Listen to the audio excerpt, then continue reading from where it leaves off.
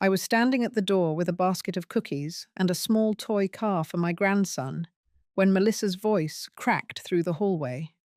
She screamed so loud the neighbors opened their doors. She called me an old leech, told Brian to throw me out, and spat words that cut deeper than any blade. My son stood frozen, not even meeting my eyes. The basket slipped from my hands, the cookies scattered across the floor, and my grandson looked at me with tears streaming down his cheeks. That was the moment my chest tightened, not from age or illness, but from a truth I never wanted to face. The family I had sacrificed everything for saw me as nothing more than a burden. What they did not know was that behind my modest cardigans and quiet evenings with books, I carried the weight of an $85 million fortune from the company my late husband and I built decades ago. I had kept it hidden, believing my son's happiness was worth more than money. But standing there, humiliated and stripped of dignity in front of strangers, I realized secrets can be weapons, and mine was about to change everything. I know many of you listening have felt the sting of being unwanted by those you love most. Maybe you have been called names, dismissed, or treated as if your years of sacrifice meant nothing. Stay with me, because what began in shame and tears did not end there. It turned into something no one in that building could ever forget. I picked up the toy car from the floor, brushed the dust off, and left the basket behind. My legs felt heavy, but my mind raced faster than it had in years. Every step down the hallway replayed Melissa's words, every syllable echoing. Old leech. Disgusting. Throw her out. I could still hear my grandson crying, his little hands reaching toward me as Brian pulled him back inside. The door slammed shut, and all I had left was the cold silence of the hallway and the stares of people who had seen too much. On the subway ride home, I kept my eyes on the window, though all I saw was my own reflection. Wrinkled, tired, carrying the face of a woman who had given decades of her life to raising a son alone after her husband's death. I remembered working 2 jobs, skipping meals so Brian could eat better, selling jewelry when tuition was due. Every sacrifice carved into my skin like invisible scars. Now the same son would not even raise his voice to defend me. That night, I sat at my kitchen table with the toy car resting on the wood. The apartment was quiet, too quiet. I thought about the life I had built here in Brooklyn, the long shelves of books, the framed photos that lined the hallway. Each one told a story of struggle, of a woman who clawed her way through grief and hardship. And still, in the eyes of my daughter-in-law, I was nothing more than an old leech. I closed my eyes and forced myself to relive the moment. The neighbors staring, Brian silent, Melissa's voice echoing. It was not just humiliation, it was fear. Fear that my old age had finally turned me invisible, that I could scream and no one would hear. Fear that all I was left with was a fragile body, an empty apartment, and the bitter taste of betrayal. But then my gaze shifted to the small safe in the corner of the room. Inside were the papers, the accounts, the hidden truth that no one in that family knew. $85 million. Investments that had grown quietly while I lived simply, dressing modestly and walking to the library each week. I had believed secrecy would keep peace in the family. Now I understood it had only made me vulnerable. The more I thought about Melissa's sneer, the more something hardened inside me. I had been silent too long. I had endured too much. They thought they had broken me, that I would simply vanish into the shadows. They were wrong. By midnight, I was no longer trembling. I was planning. My mind replayed every word Melissa had said, not as wounds, but as fuel. I realized she feared nothing because she thought I had nothing. Soon, she would learn how wrong she was. I pushed the toy car aside, opened my notebook, and began to write down names, numbers, and addresses.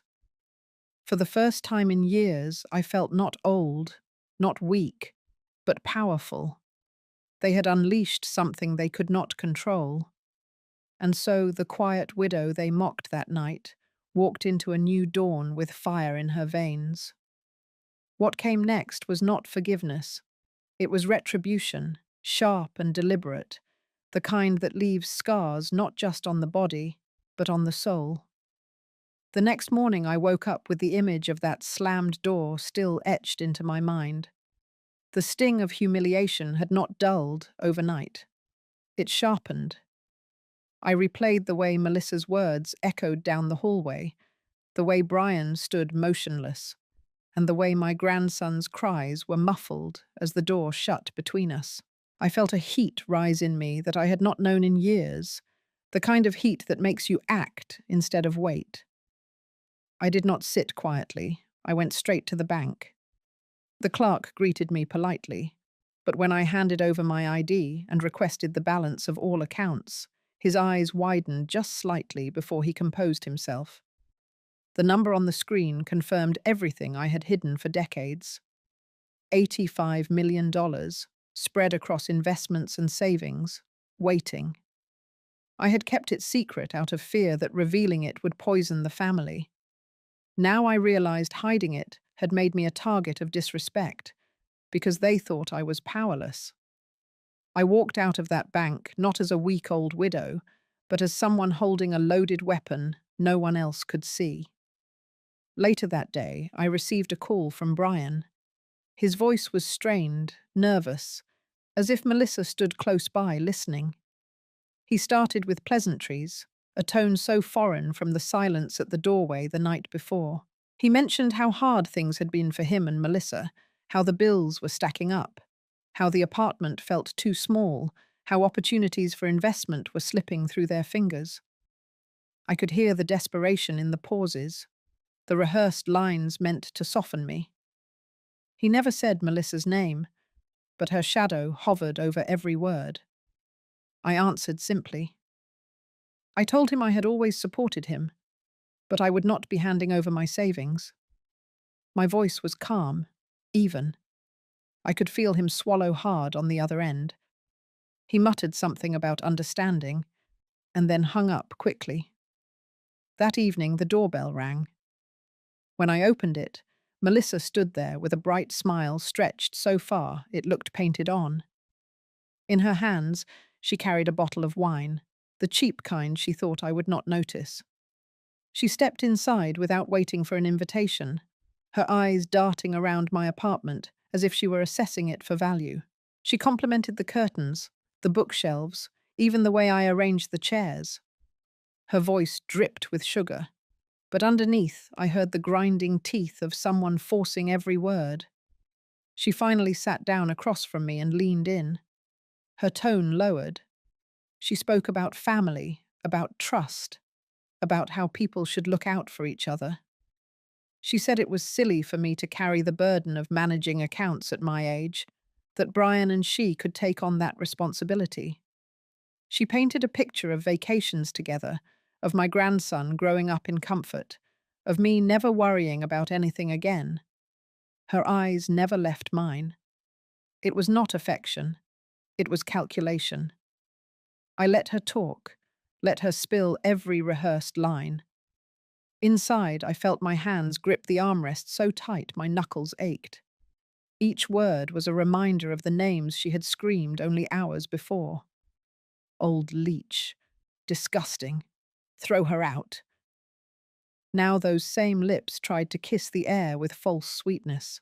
When she finished, I leaned forward and spoke quietly. I told her I had lived long enough to recognize when kindness was counterfeit. I told her money had a way of showing people's true faces, and hers had been revealed in that hallway for everyone to see. I said I would not hand over a single dollar. The air went still.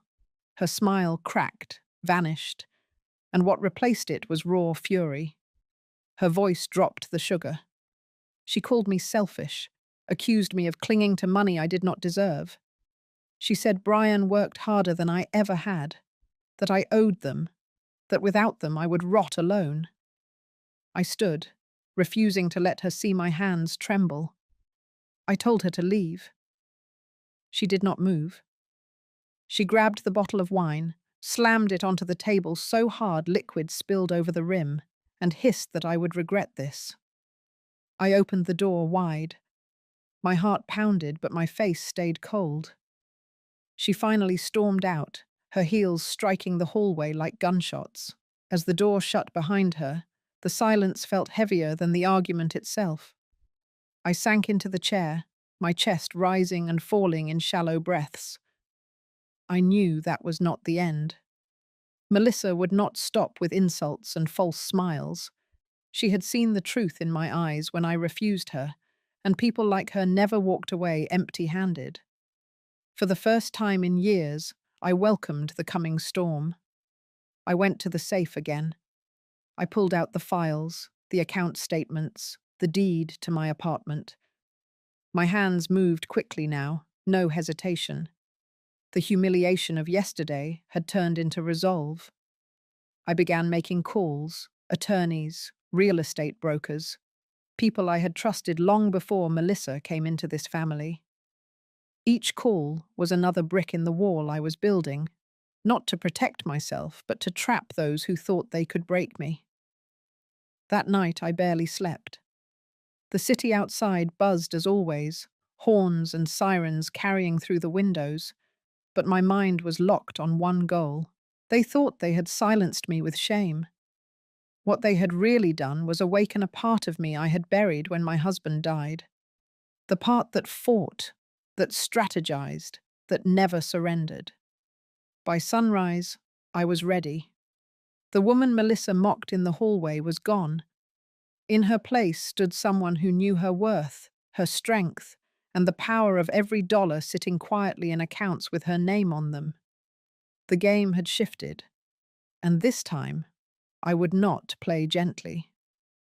When Melissa showed up again 2 days later, I knew exactly what was coming. She did not bother with fake smiles this time. She pushed the door open before I could even invite her in, her eyes sharp, her voice clipped. She walked straight to my kitchen and dropped her purse on the table like she owned the place. Brian trailed behind her, shoulders hunched, avoiding my gaze. My grandson clutched a small toy, confused and quiet, sensing the tension that filled the air. Melissa wasted no time. She demanded to know why I was making things difficult, why I refused to hand over what she called dead money. She claimed it made no sense for someone my age to sit on wealth I could never spend. Her words came fast, each one sharper than the last, each one cutting away at any illusion that this was about family. She was not even pretending anymore. I stayed seated, my hands folded on the table. I watched her pace back and forth, her anger growing with every sentence. Brian stood silent near the door, his eyes fixed on the floor, his lips pressed into a thin line.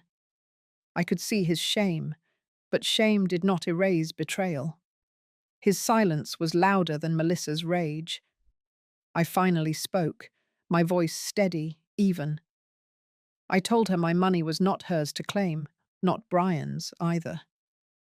I reminded them of every sacrifice I had made, how I had built a life from scraps after my husband's death, how I had put Brian through school, helped them into their first apartment. I said that did not entitle anyone to strip me of what I had worked for. Melissa's face hardened. She picked up a wooden spoon from the counter, pointed it at me like a weapon, then threw it aside with a clatter. She grabbed the broom leaning against the wall and slammed the bristles against the floor, her knuckles white around the handle. She shouted that I was pathetic, a parasite clinging to wealth that would do me no good, that I would die alone surrounded by books and dust. Brian finally tried to intervene, but his words came out weak, almost apologetic. He told Melissa to calm down, but his tone carried no authority, no real intent to stop her. He was not protecting me. He was protecting his own peace from the storm she created.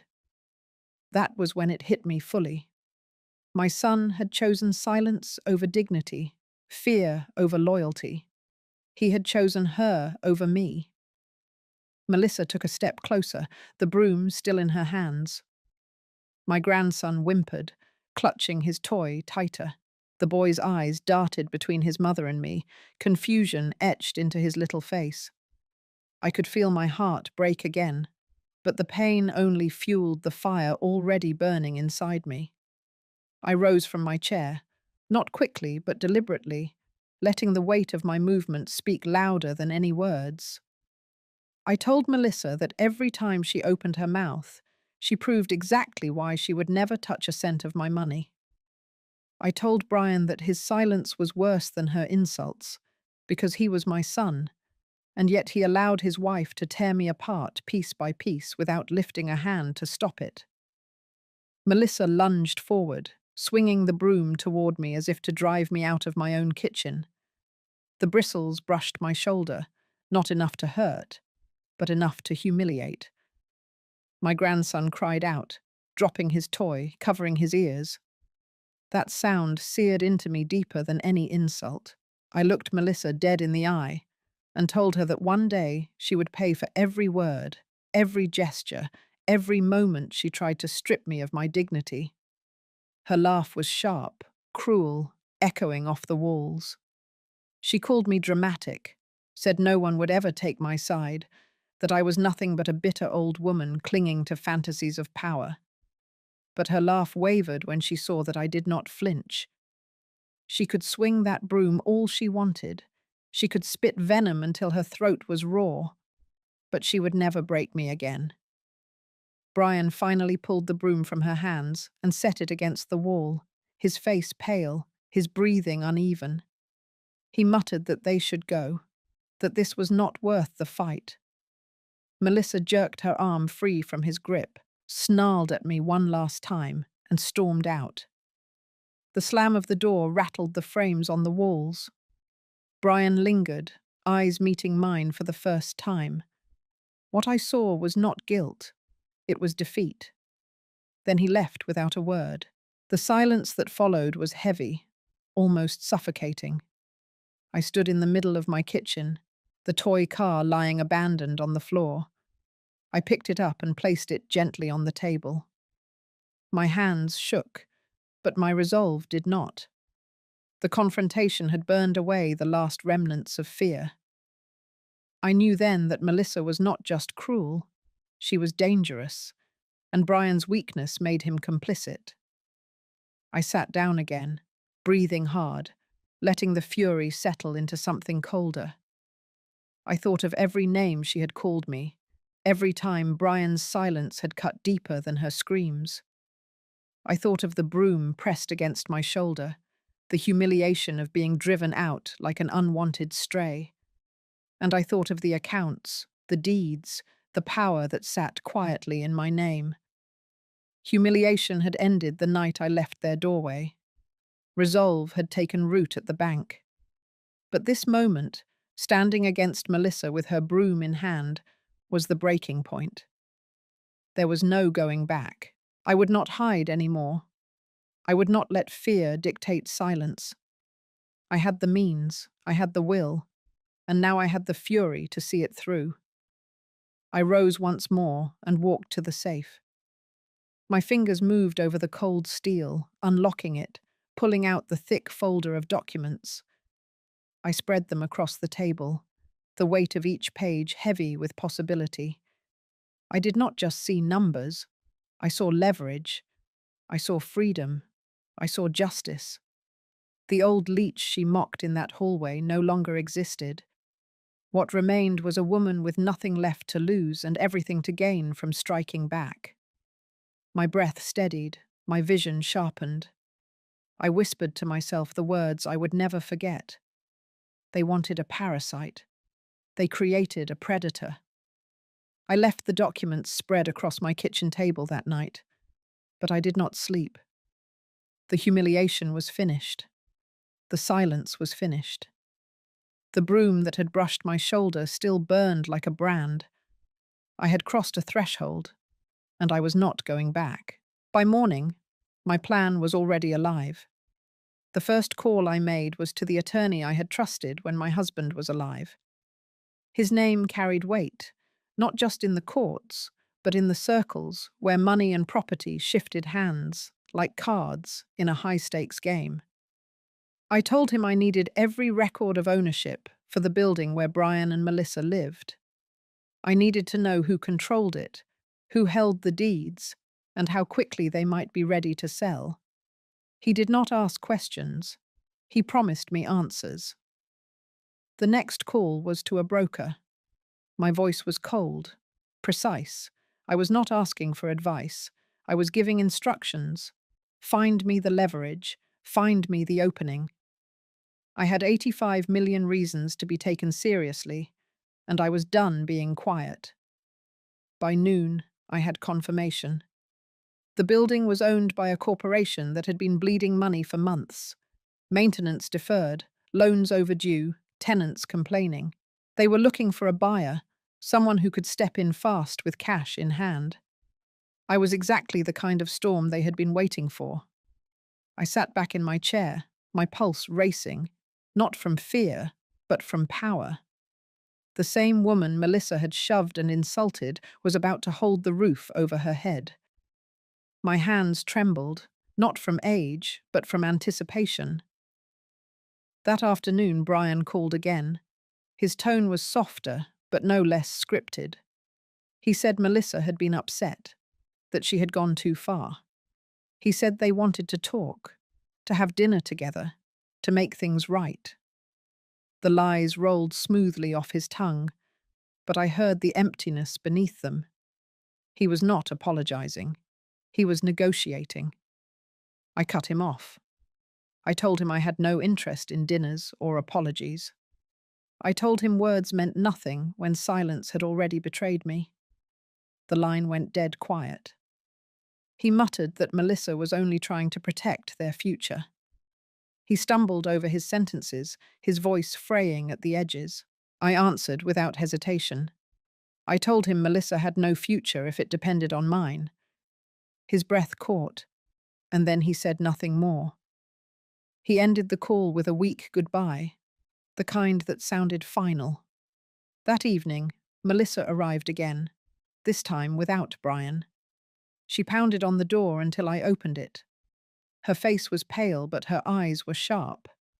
She stepped inside as if daring me to stop her. She accused me of turning Brian against her, of trying to break their marriage.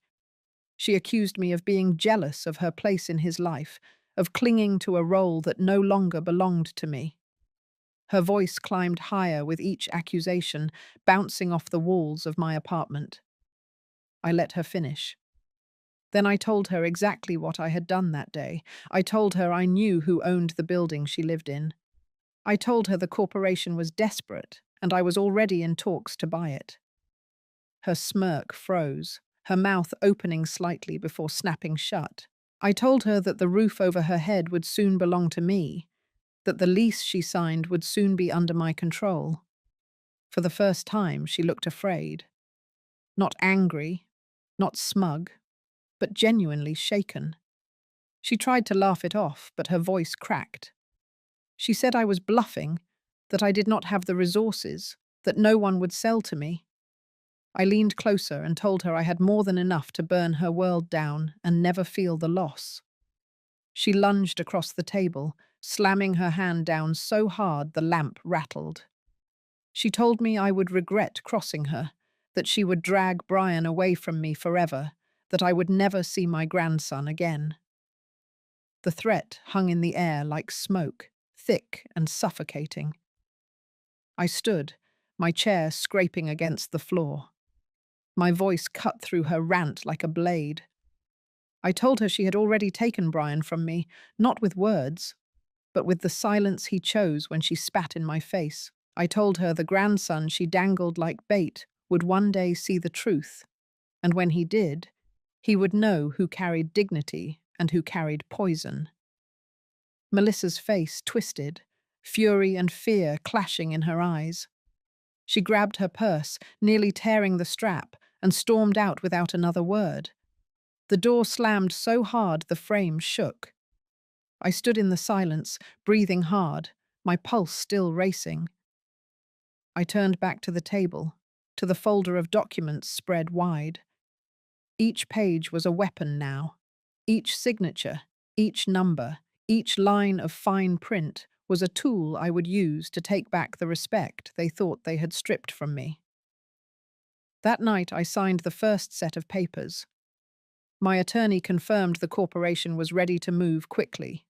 The funds were transferred. The process had begun. In days, the building would belong to me. I poured myself a glass of water, my hands steady now. I walked to the window and looked out at the Brooklyn skyline, the lights flickering like stars over concrete. I thought of Melissa's face when I told her the truth, the way her smirk collapsed into silence. That image was worth more than every dollar in the bank. But it was not just about revenge. It was about reclaiming power they had tried to steal with words, with silence, with cruelty. I had been dismissed as old, useless, a leech. Soon, I would be the hand that decided whether the lights in their apartment stayed on or went out. I closed the folder, locked it back into the safe, and felt the final thread of fear snap. The humiliation was behind me. The war had begun. The day the deal was finalized, I felt the ground shift beneath me. The building where Brian and Melissa lived was now mine.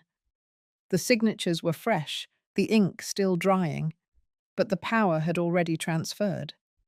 For years I had been told I was powerless, a relic, an old woman with nothing left but memories. Now I held the paper that said otherwise. I did not wait.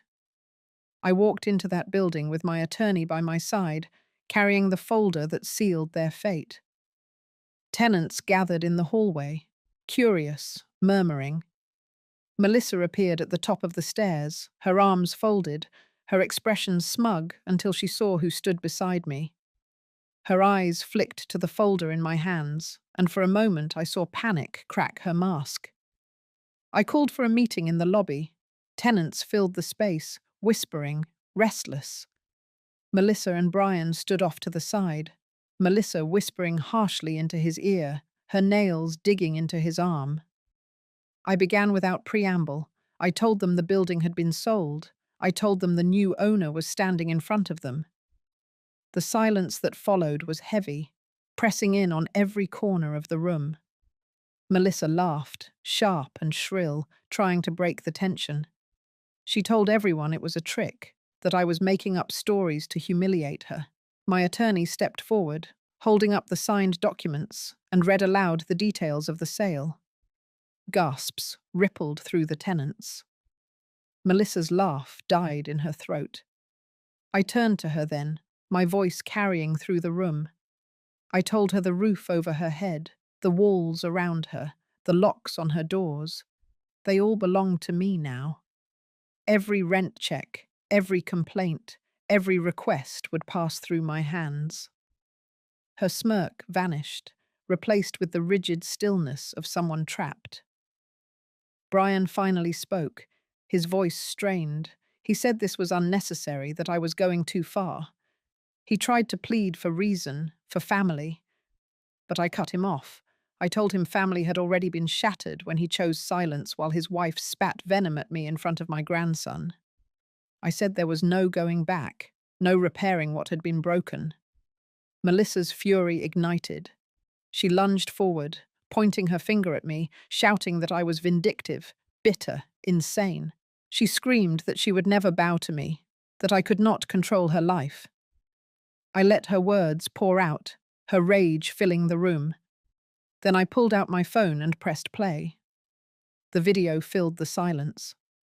Her voice, recorded by a neighbor, calling me a parasite, an old leech, demanding I be thrown out. The tenants watched, listened, their eyes widening. Some shook their heads, others whispered to each other. Melissa froze, her own words echoing back at her, undeniable and raw. I watched her face crumble under the weight of her own cruelty. For once she had no rebuttal, no disguise. Brian's face turned pale, his lips trembling, as the truth spread through the room like fire.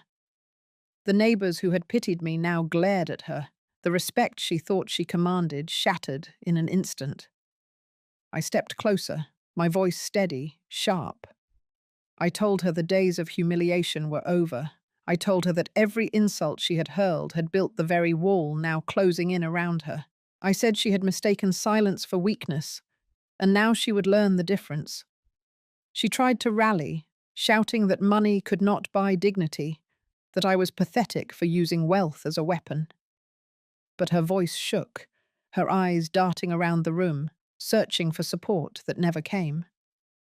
Brian stood silent, his shoulders slumped, unable to defend her or himself. The crowd broke into murmurs, then outright condemnation. Tenants who had once nodded politely to her now spoke aloud, voicing the things they had witnessed, the arrogance, the disrespect. Melissa shrank under their words, her power dissolving in real time. I delivered the final blow. I announced that every tenant would be given a choice of renewed leases under fair conditions, except for one. Brian and Melissa would be given 30 days to vacate unless they agreed to sign under the new terms, double the rent, no exceptions, no favours. Gasps echoed again, but no one questioned it. The law was on my side. Melissa's scream rang through the lobby, sharp enough to make my grandson cry upstairs. She turned on Brian, slapping his arm, demanding he do something. He said nothing, his eyes locked on the floor. She stormed toward me, but the crowd stepped between us, blocking her path. She was no longer feared. She was pitied, and worse, despised. I turned away from her then, not out of weakness, but out of triumph. I had said what needed to be said, done what needed to be done. The humiliation she had tried to bury me with now wrapped around her like chains. That night, I sat in my apartment with the city lights spread out before me. The folder lay closed on the table, the victory sealed. My chest was still heavy with the memory of her insults, but now that weight had shifted. It was no longer a burden, it was fuel, transformed into something sharp and unyielding. I thought of my grandson, the fear in his eyes when Melissa raised that broom. I thought of the future, of the lesson he would one day learn. That respect cannot be stolen, that dignity cannot be erased, and that silence in the face of cruelty is its own betrayal. Melissa had tried to strip me of everything. Instead, she had forged something stronger. The old woman she mocked no longer existed. In her place stood someone who had turned pain into power, fear into fire. The building was mine, the truth was exposed, and the balance had shifted for good. The night after the lobby meeting, word spread through the building like wildfire. Tenants whispered in hallways, doors opened and shut with hurried conversations, and everywhere Melissa turned, she felt the burn of eyes judging her. By morning, she was already unraveling. The air had shifted. No one saw her as the polished, controlling wife anymore. They saw her as the woman who called her mother-in-law a parasite, and now lived in fear under that same mother-in-law's roof. I could feel the shift, too. The shame that had once wrapped around me like chains was gone. In its place was a kind of power I had never known. It was not about money, not about property. It was about standing tall where they thought I would crawl. I carried myself differently that day, and everyone could see it. When I went to collect the first round of documents from tenants agreeing to new leases, Melissa intercepted me in the stairwell. Her hair was wild, her eyes bloodshot, her voice cracked with sleeplessness. She blocked my path, her body rigid. She hissed that I had ruined her, that I had turned the entire building against her. Her words spat like venom, dripping with rage. I held her gaze. I told her she had ruined herself with her own mouth, that her cruelty had only caught up with her. She lunged forward, jabbing her finger into my shoulder, shouting that she would never bow to me. Tenants peeked out from their doors, watching. Some shook their heads, some whispered, and Melissa's voice grew louder, more frantic, until it cracked into a scream. Brian appeared at the top of the stairs, his face pale. He rushed down, trying to pull her away, but Melissa shoved him back. She accused him of weakness, of siding with me. She ranted that he was nothing without her, that she was the one who had built their life, that I had poisoned everything. Her fury turned on him as much as me. The stairwell echoed with her rage. My grandson appeared behind Brian, clutching the banister, eyes wide with fear. That sight cut me deeper than any insult. I told Melissa that every word she spoke was another scar on her own son, that the boy would remember the day his mother lost control and turned their home into a battlefield. Melissa shrieked, her voice breaking, and in that instant, I saw her mask shatter completely. She was no longer the smug, manipulative woman who whispered in Brian's ear. She was raw desperation, flailing against a truth she could not fight. Brian tried again to calm her, his hands trembling as he reached for her arm. She slapped him hard across the chest, her voice cracking as she screamed that he was pathetic, that he had failed her, that even his own mother could outmatch him. The tenants gasped. Some stepped forward, pulling my grandson back into safety. Melissa was unraveling in front of everyone, and there was no stopping it. I spoke then, my voice cutting through the chaos like steel.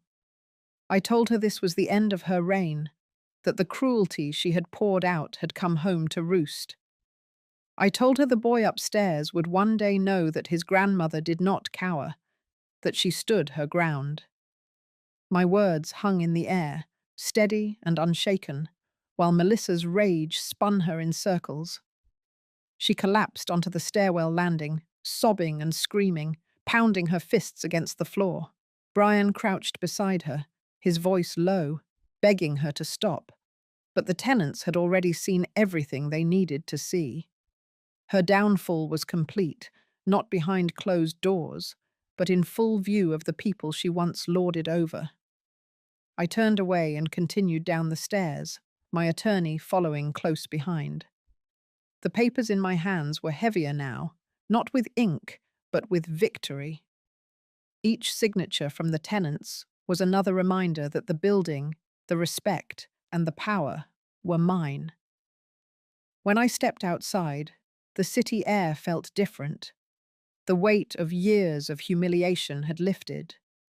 I thought of the broom striking my shoulder, the door slamming in my face, the words "old leech" echoing down the hallway. They no longer stung. They fueled me. That night, I received a message from my attorney. The last signatures had been filed. Legally and publicly, there was no doubt left. I was the sole owner of the building. The news would spread beyond the tenants now. Melissa's humiliation would stretch further, reaching family, friends, co-workers. Her cruelty had not just backfired, it had detonated. I sat in my apartment, the toy car my grandson had dropped resting on the table. I traced its edges, thinking of the boy who had watched his mother scream and crumble in the stairwell. I thought of the silence Brian had chosen again and again, silence that had become its own betrayal. I thought of Melissa, broken but still dangerous, seething in her apartment, plotting her next move even through tears. But I also thought of myself. The woman they thought was weak had risen higher than ever before. The same age that they mocked as useless had become my shield, my weapon. I had nothing left to lose, and that made me unstoppable. I closed my eyes, steadying my breath. The war was not finished. This was only the beginning of the end. Melissa had been humiliated, exposed, but she was not the kind to surrender quietly. I knew she would strike again, harder, more desperate. And I was ready. The city lights flickered outside my window, 1,000 stories unfolding at once.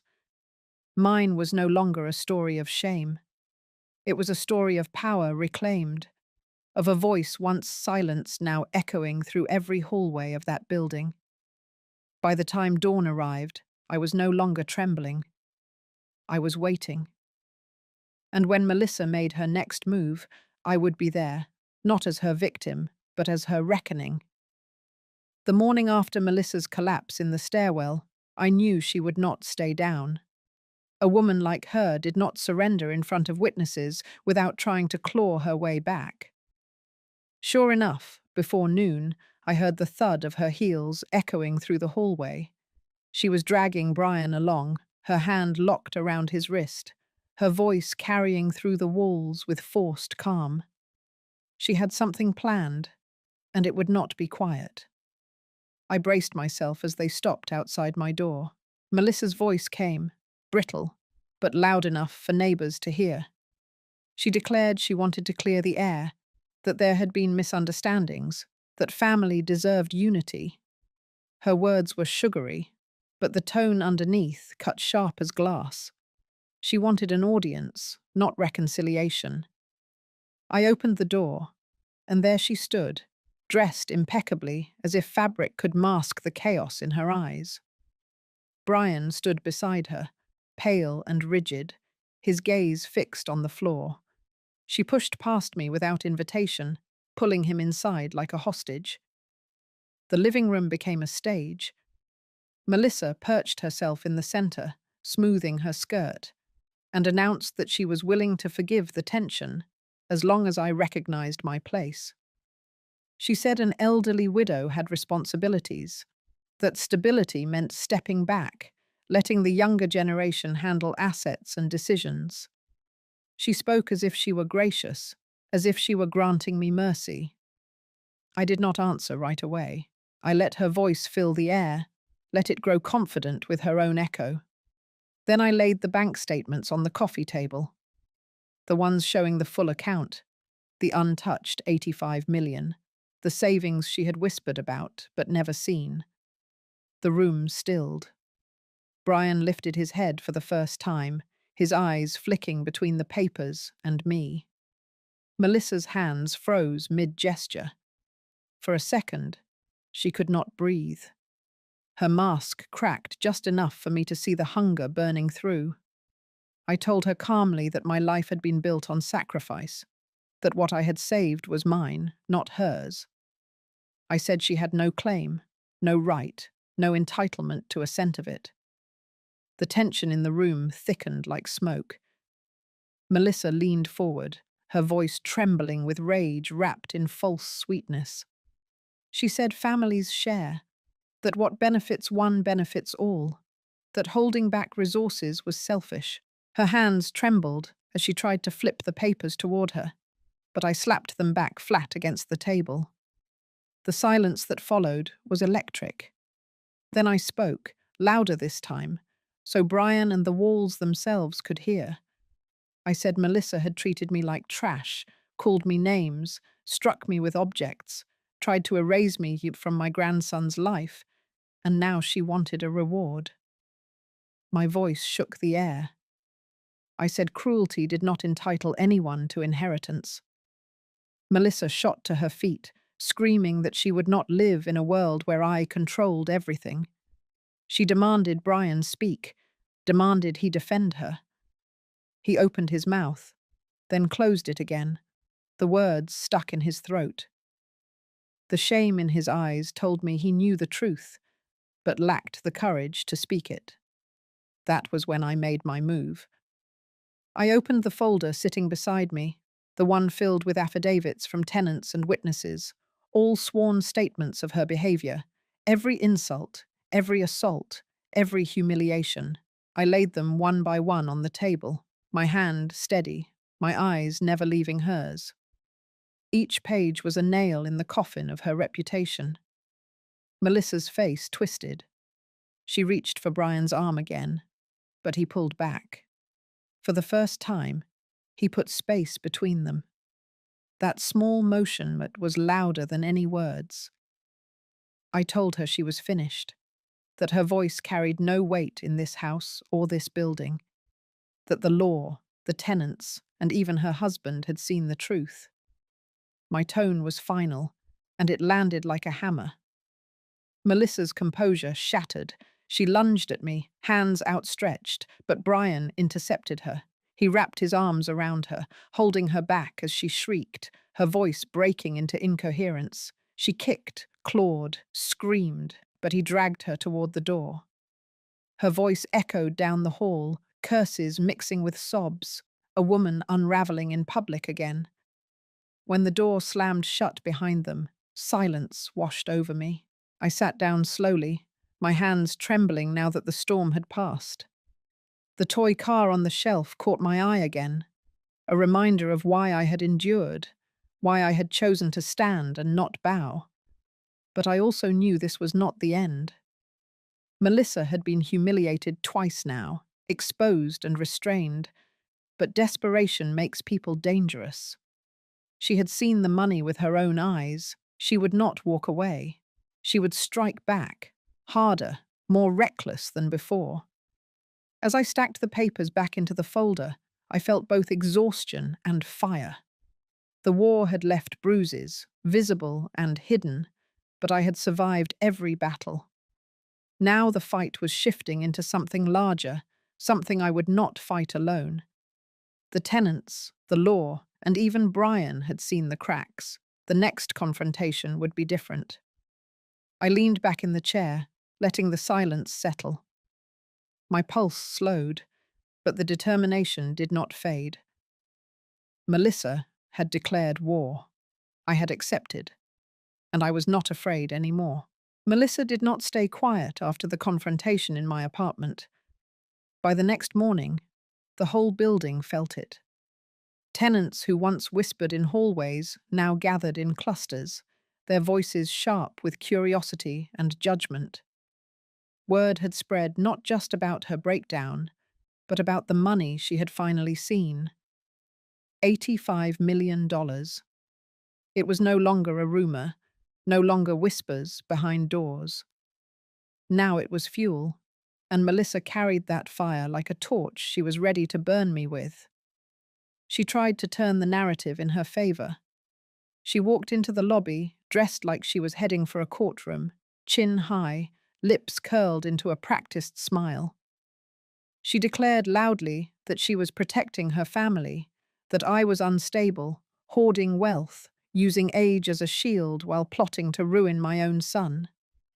Every word was designed to paint herself as the victim. She made sure tenants heard it, made sure Brian stood nearby, silent but complicit. I stepped forward before she could build momentum. My voice cut through hers, calm but carrying enough force to silence the crowd.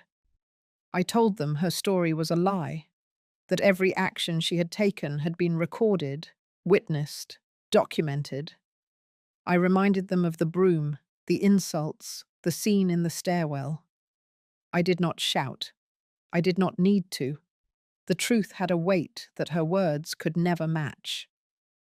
Melissa's mask faltered. She turned to Brian, begging him to support her, her voice suddenly trembling with false fragility. Brian's lips parted, but no words came. The tenants waited, eyes fixed on him. His silence was louder than anything he could have said. Melissa snapped. She screamed that he was weak, that he had let his own mother poison him against her. She lashed out, her hand striking his shoulder, her voice shrill enough to echo off the marble walls of the lobby. Tenants gasped, some pulling out phones. The image was seared into everyone's minds. A wife unraveling in public, not just at her mother-in-law, but at her own husband. I did not move. I let the silence stretch, let the sound of her collapse linger. Then I spoke, my words slow and deliberate. I said cruelty always reveals itself in the end, that it was not me exposing her. It was her own mouth, her own hands, her own rage. Brian lowered his head. For the first time, he stepped away from her. just a single step, but it was enough to tell the crowd what they needed to know. Melissa was alone, her face twisted with fury. She stormed out, dragging Brian by the sleeve, screaming that she would not be humiliated again. But humiliation had already rooted itself in her shadow. She could not escape it now. That night, I sat in my apartment surrounded by papers and folders. My attorney had prepared everything: statements from tenants, documents proving ownership, evidence of Melissa's actions. But what struck me most was not the paper. It was the toy car still sitting on my table, untouched. It reminded me why I was fighting, why every insult had become fuel instead of a wound. The next day, Melissa struck back with a vengeance. She marched into the building's community room during a tenant meeting I had scheduled. She barged in with a stack of papers in her hands, waving them in the air. She shouted that I was manipulating everyone, that I had stolen the building through deceit, that I was hiding secrets no one knew. Her eyes burned, her voice cracked, her body shook with desperation. I stood calmly, letting her spew venom. Then I walked forward, took the papers from her trembling hands, and laid them flat on the table. They were nothing. Old invoices, meaningless clippings, scraps that proved nothing but her desperation. The room buzzed with murmurs, eyes turning away from her. Melissa's fury exploded. She screamed that I was destroying her, that she would see me ruined, that Brian's loyalty would never belong to me. She lunged across the table, her hands clutching the edge so tightly her knuckles went white. I met her eyes and spoke clearly so every tenant could hear. I told her this was no longer about family. This was about respect, dignity, and survival. I told her the world was watching now, that her cruelty was no longer hidden behind closed doors. Her downfall was not my doing. It was hers. Melissa's body shook. She turned to Brian, demanding again that he speak. But Brian's shoulders sagged, his face hollow. He whispered that he was tired, that he could not defend her anymore. The words broke her. She screamed, shoved the chair across the room, and stormed out, her footsteps echoing down the hall like cracks in the walls themselves. The meeting ended not with fear, but with resolve. Tenants came to me afterward, offering signatures, offering solidarity. The building was no longer divided. It was united against her. That night, I sat alone again, the city humming outside my window. The fire in my chest no longer felt like rage. It felt like clarity. Melissa had lost her mask. Brian had lost his shield. And I had found my voice. But I knew this was not the end. The louder she screamed, the closer she came to breaking. The next strike would not be words. It would be something darker, more desperate. And I was ready. The storm came sooner than I expected. 2 days after the tenant meeting, Melissa staged her grand attempt to seize control. She burst into the lobby during peak hours, dragging Brian beside her, her face twisted with manic determination. In her hands was a folder thicker than any I had seen her carry before. She shouted that this was the day the truth would be exposed, that I was not who I claimed to be, that my wealth was not legitimate. Tenants froze mid-step, their conversations cut short. Phones came out. The lobby turned into a theatre, and Melissa was determined to be the star. She slammed the folder on the desk and began pulling out documents, waving them like banners. She screamed that she had evidence of fraud, that I had manipulated accounts, that my fortune had been built on deceit. Her voice cracked, but her eyes gleamed with the thrill of spectacle. I stood calmly, watching her unravel. She had no real proof. She had scraps, pieces of paper taken out of context, twisted into lies. Still, she performed as if she were unveiling a scandal that would bring me to my knees.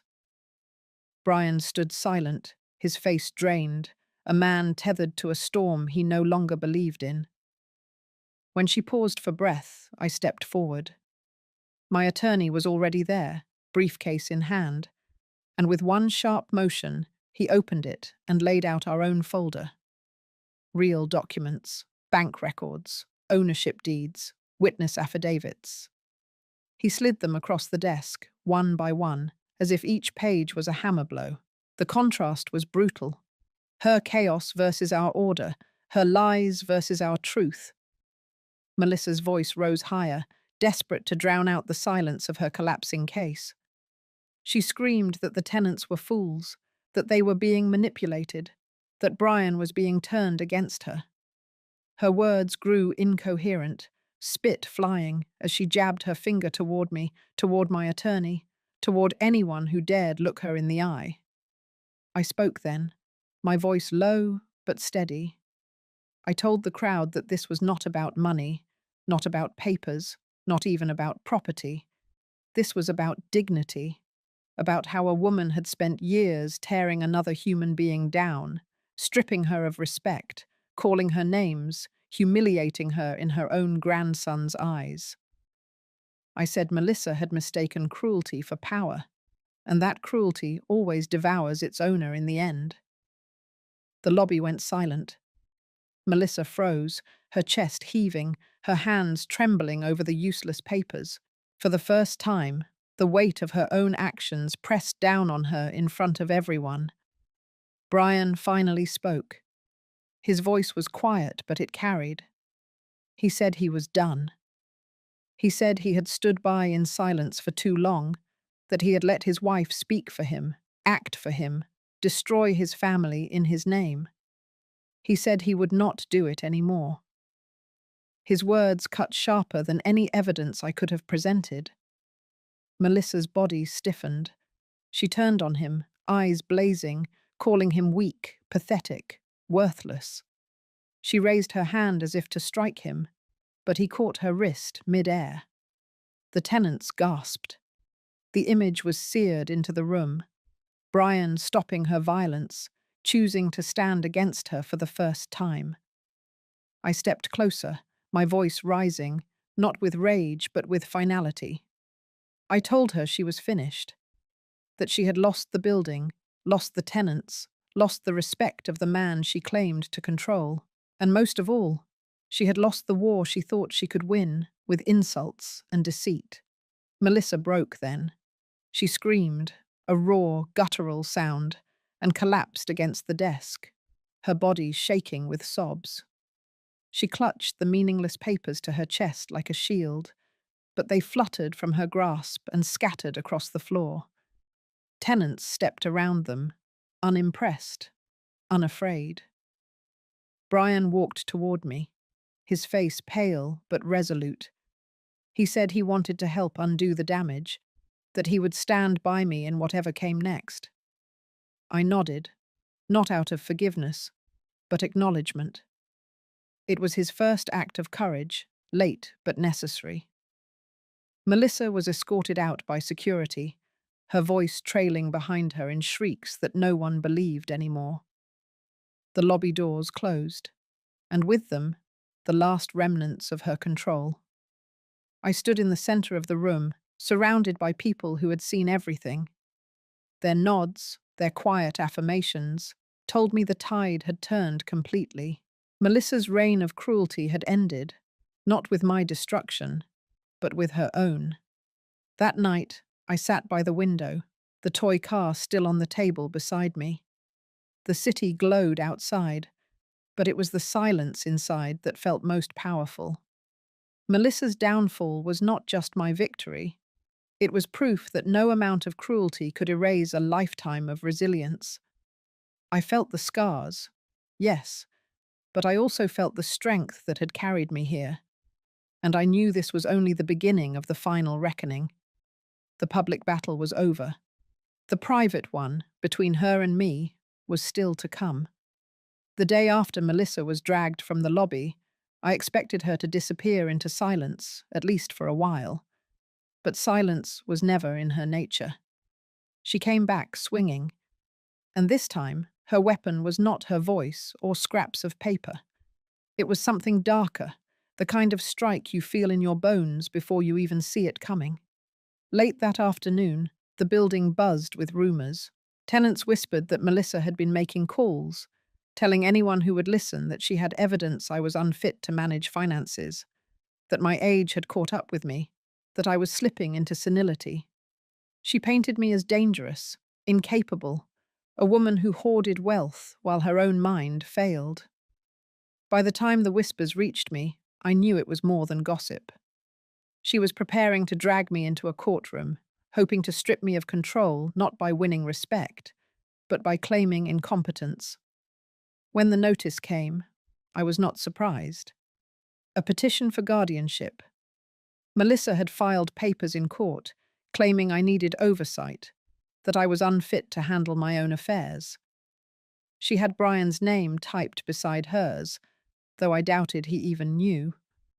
It was a direct strike at my autonomy, the cruelest blow yet. That evening, I called a meeting with my attorney and the tenants who had stood with me.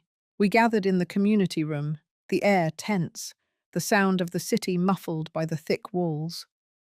I laid out the papers Melissa had filed, my voice steady but edged with fire. I told them this was not just about me. This was about every elder who had been told they were too old, too fragile, too weak to decide their own life. The tenants rallied without hesitation. They offered testimonies, statements, anything to prove I was fully capable, that Melissa's claims were lies. My attorney assured me we could dismantle her case, that the evidence was on our side. But my chest still burned. This was not just legal. This was personal. Melissa had tried to erase me once by humiliation. Now she was trying to erase me on paper, in ink and law.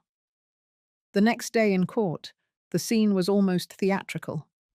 Melissa arrived dressed in somber black, as if she were mourning. Brian trailed behind, his face grey, his steps dragging. She played her part with precision, telling the judge she was only concerned for my safety, that I was reckless with money, that I had grown paranoid and aggressive.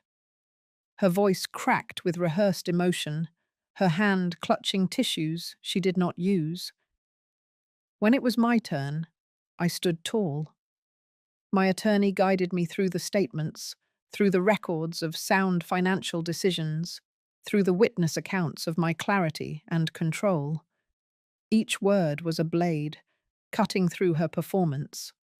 The judge listened, his eyes flicking between us, weighing not just words but demeanor. Melissa grew restless. She interrupted, objected, her voice rising higher with every denial. She could not contain her fury, and it spilled into the courtroom.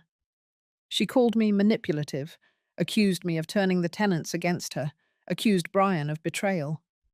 She snapped at her own lawyer, her mask slipping in front of the one person she needed to impress. Then came the moment that split the air. My attorney handed over the final piece of evidence. A recording, captured by a tenant in the stairwell weeks earlier. Melissa's voice filled the courtroom, sharp and cruel, calling me a leech, screaming at Brian, lashing out in rage. The room went silent except for her own voice echoing from the speakers. There was no defense, no twist of words could erase it. Melissa's face drained of color. She tried to laugh it off, to say it was taken out of context. But the damage was done. The judge leaned forward, his gavel striking once. He ruled immediately. The petition was dismissed. I was declared fully competent, my autonomy untouched, my control unchallenged. The courtroom erupted in murmurs. Some shook their heads at Melissa's audacity. Others stared at her with open disgust. Brian sank into his chair, his face buried in his hands. Melissa stood frozen, trembling, her eyes darting wildly as if searching for someone to blame. I did not gloat. I simply turned, gathered my papers, and walked out. The crowd parted for me, not for her. That was victory enough. Outside, the sun hit my face with a warmth I had not felt in years. It was not just a legal win, it was a reclamation of dignity, a public unmasking of cruelty. Melissa had tried to strip me of my identity, and instead, she had revealed her own. That night, I sat alone in my apartment. The toy car was still on the table, small and silent, a reminder of why I had endured. I thought of my grandson, of the day he would grow old enough to understand. I thought of Melissa, broken and seething, plotting her next desperate move, even as her world crumbled. And I thought of myself, stronger, steadier, no longer silenced. I had fought battles I never asked for, and I had won. But I knew the war was not done. Melissa's hatred would not die quietly. She would strike again. Yet for the first time, I did not fear it. I welcomed it, because each battle only made me stronger, and each defeat brought her closer to the edge of her own collapse. Melissa did not vanish after the courtroom defeat. If anything, she came back sharper, more desperate, clawing for control like an animal backed into a corner. The humiliation in front of the judge had carved deep wounds into her pride, and she refused to let them scab. That evening, the building buzzed again with rumors. Melissa had cornered Brian in the parking lot, her voice carrying through the cold air. Tenants heard her screaming that he had betrayed her, that he had chosen his mother over his wife, that he was weak, spineless, nothing without her. By the time I stepped outside, Brian was slumped against the hood of his car, his head in his hands. Melissa paced like a caged predator, her heels striking the concrete with sharp cracks. When she saw me, her eyes flared and her voice rose to a piercing shriek. She shouted that I had destroyed her marriage, her reputation, her entire life. She spat the words with venom, each syllable aimed to pierce me.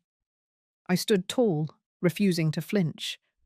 I told her that her marriage had been destroyed by her own cruelty, that her reputation was a product of her own actions, not mine.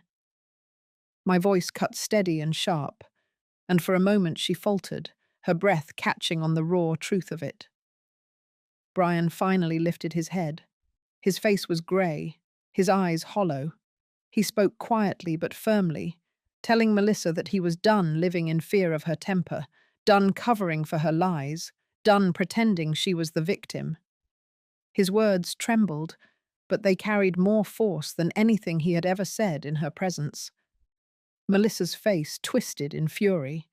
She lunged at him, her hand raised, but he stepped back, putting distance between them. Tenants gathered, drawn by the shouting, their eyes wide as the scene unfolded. Melissa's voice cracked with desperation as she hurled insult after insult, her body trembling with rage. She demanded loyalty, demanded obedience, demanded he stand against me. Brian shook his head. He said he would no longer be her shield, no longer allow her poison to seep through their family. He said their son deserved better than a mother who tore everyone down to lift herself up. His words struck her like blows, and she staggered, her fury faltering into disbelief, but only for a moment. Then she turned her rage on me. She screamed that I had poisoned Brian, stolen him away, twisted him against her.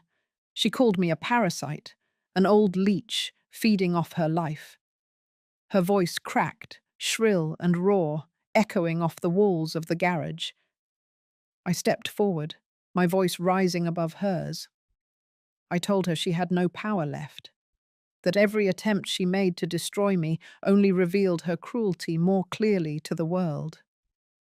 I told her that cruelty, once unmasked, could never regain its disguise. The words landed like stones, each one hitting its mark. Melissa's breathing grew ragged, her hands shook.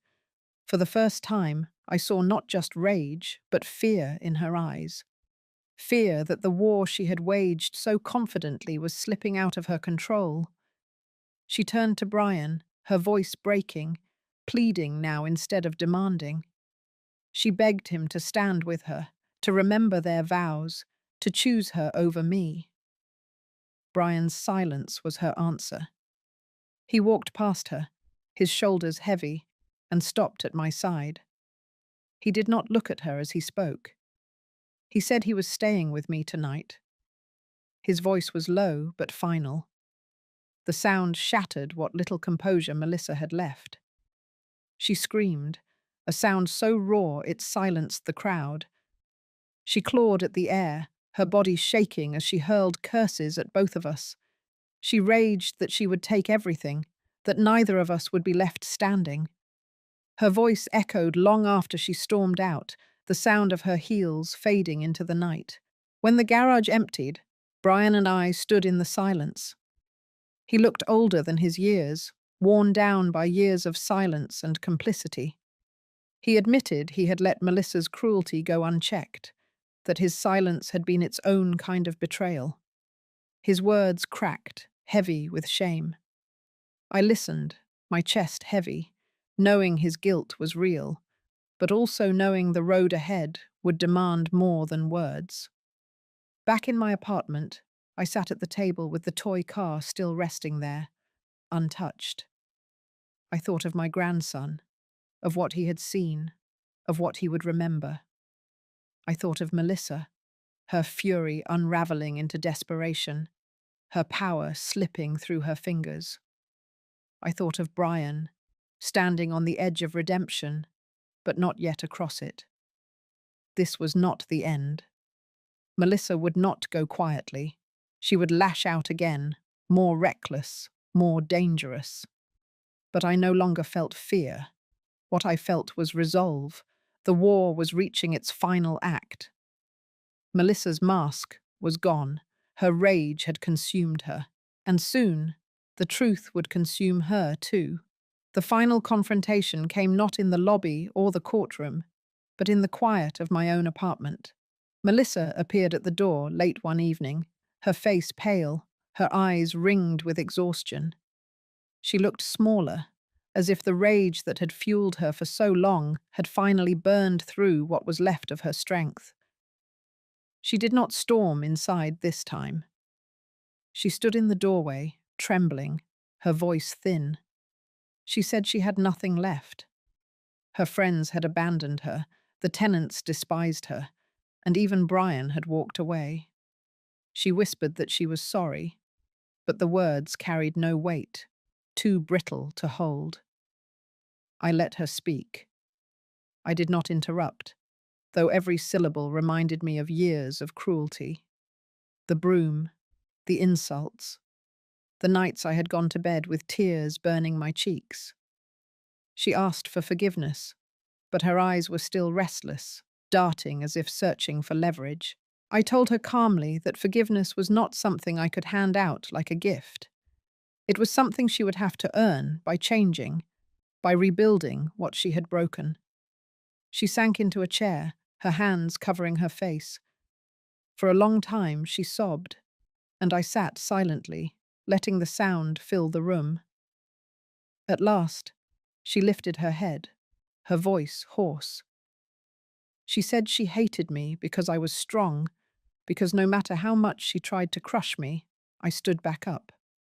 She admitted she wanted to be feared, because deep down she was terrified of being forgotten.